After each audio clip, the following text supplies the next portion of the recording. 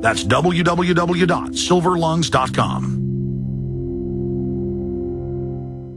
This is Alex Jones with 5 good reasons you should consider buying a solar power generator. Number 1, new climate legislation could easily double or triple your electric bill. Number 2, our new energy czar wants to control how much power your electric company allows you to have. It's true. Total government control of electricity in the name of smart grid technology is coming. Number 3, in some areas of the country, the power grid is dangerously overloaded. And now new socialist legislation is only compounding the problem. Number 4, dangerous weather is always a threat to local grids. Every year, thousands of families lose their power from weather-related outages. Number 5, a solar power generator provides powerful backup insurance and peace of mind. Folks, I really believe in the solar power generators offered by Solutions from Science, one of my oldest sponsors. You can get more information at www.mysolarbackup.com. That's mysolarbackup.com. Remember, the government doesn't own the sun, so go to mysolarbackup.com or call 1-877-327-0365.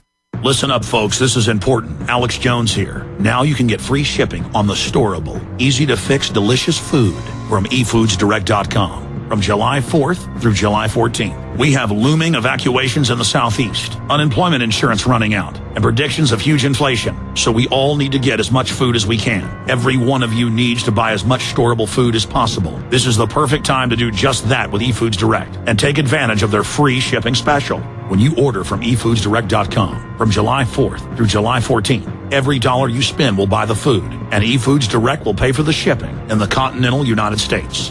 This is Alex Jones wishing you and your family true independence this 4th of July with great food and free shipping through July 14th from efoodsdirect.com. You can order on the website efoodsdirect.com or simply call 800-409-5633. That's 800-409-5633 or on the web at efoodsdirect.com/ship free.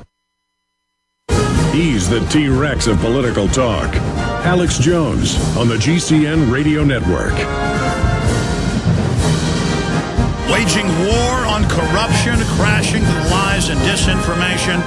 Thank you for joining us. We're now 8 minutes into the second hour today. I'm going to get into raw story. Study, attack on Iran would be start of long war.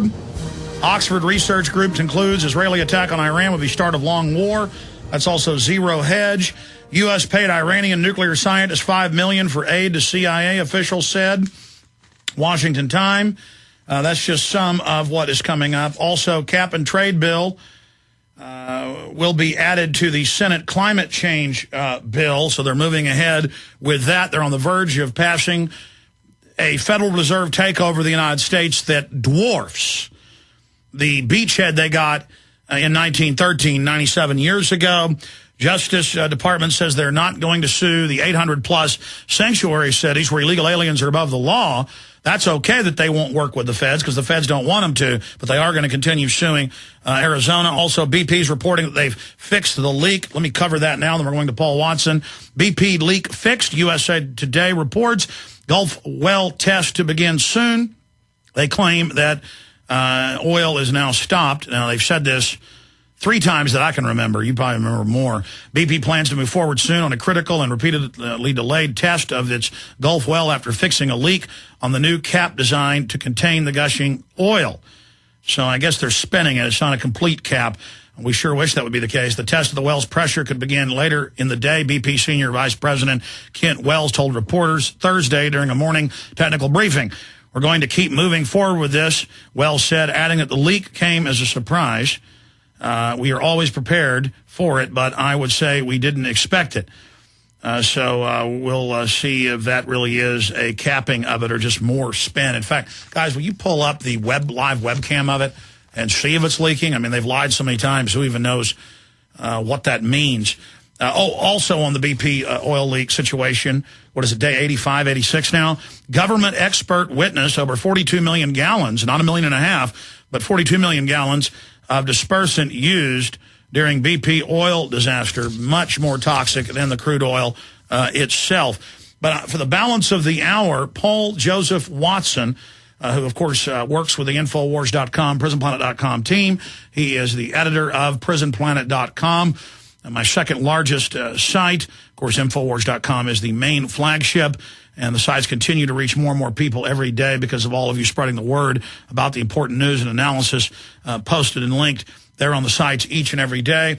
I wanted to go over this with Watson. America stands on the precipice of total collapse, his latest article. It has a key video posted at the bottom of it titled, Road Warrior Level Collapse Imminent if we don't take corrective action now, as they announce laying off government people at the state and local level, laying off more than half of major police departments and sheriff's departments, police not responding to major crime, the feds blocking any type of rescue of Arizona. That is all coming up. Mass foreclosures this year expected to eclipse 2009 levels. World at risk of folding in on itself, CNBC reports. So that's just some of what we're going to be discussing. And then also this Financial Times of London article from 2 days ago. We can't stress how important this is. Obama faces growing credibility crisis. And it goes on to say the bottom line here, Robert Shapiro, top Clinton advisor, said, is that Americans don't believe in President Obama's leadership, says Robert Shapiro. He says he has to find some way between now and November of demonstrating that he is a leader who can command confidence. Short of a 9/11 event or Oklahoma City bombing, I can't think of how he could do just that. And Watson wrote a detailed article breaking down all the past statements of people in government talking about how they want more giant terror attacks. They have the motive for it. And then you go research each event, they're behind it. But going to Paul Watson now. Paul, you want to get into the economic collapse first and the fact that they're now admitting depression and what we do about that? Or do you want to get into the top Clinton official, only a terror attack and save Obama? Hello, Alex. Good to be back. Yeah, I think if we get into the economic collapse information first, I mean, they both kind of tie into each other, but it's not just Alex Jones or me or, you know, Salente or Peter Schiff saying this, that there will be a collapse within the next 2 years.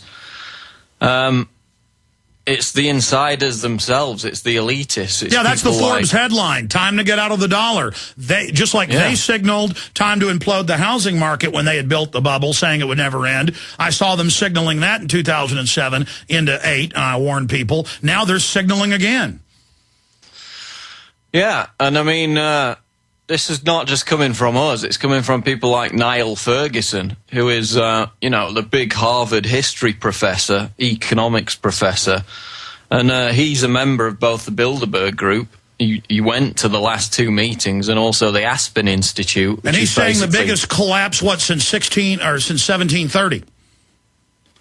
Basically, yeah. He's saying a sudden and total collapse within 2 years. He said it's going to be rapid. It's going to happen quickly. It's not going to linger on. And that it's going to be a Greek-style meltdown, but on a much bigger scale because, of course, you know, America stands to lose much more than Greece because many more people are going to be caught up in this kind of chaos. And the Chinese have now downgraded European and U.S. T-bills. Yeah, I mean, it's all coming to a head now. We're being told that, you know, we've got to accept this age of austerity. The financial terrorists that caused the collapse, that stole trillions of dollars that were given to them by our governments, now saying that, you know, we're going to have to make up the shortfall by sacrificing public services, paying more taxes. Our incomes are going to be capped. VAT in the UK is going to go up to 20%.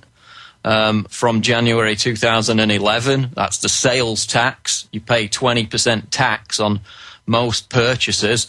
Obama and Volcker have said that a sales tax, a VAT tax for America is still on the table. And raise the Social Security retirement age to 70 and take part of people's pension funds bare minimum. It's all being announced. Yeah, I mean, that's what the age of austerity is. But the thing that galls me about it is the fact that last time this happened, certainly in Britain, was in the late 70s when we had the 3-day week, which was followed by these austerity measures. The 3-day week came as a result of miners going on strike, and we had to conserve electricity. So the working week was shortened to 3 days, and this is exactly what's coming in again with this post-industrial revolution, this green economy. But in the 70s, which is, you know, people are saying that this economic meltdown's worse than it was in the 70s now.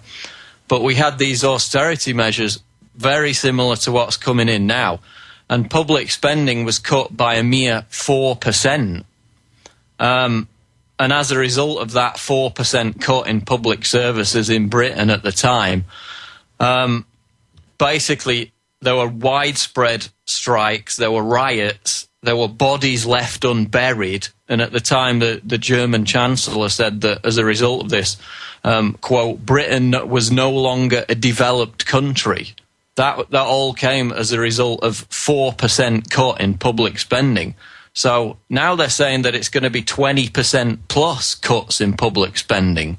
So what we're going to experience in the next few years is going to be 4 times worse than anything that happened in the 70s. And to be clear, when they talk about 20% cuts in public spending, they're going to increase taxes, so there'll be more money overall, but it's all going to go to the offshore banks.